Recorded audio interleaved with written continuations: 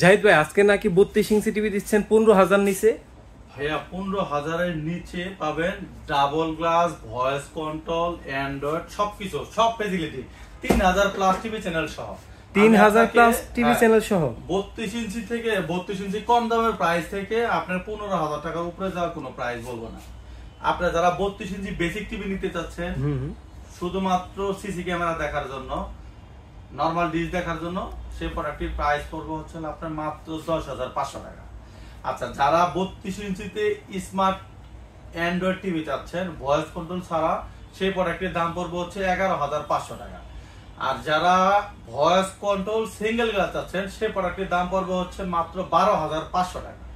আর যারা voice control double glass সহ নিতে যাচ্ছেন, সেটার প্রাইস পড়বে হচ্ছে 13,500 টাকা।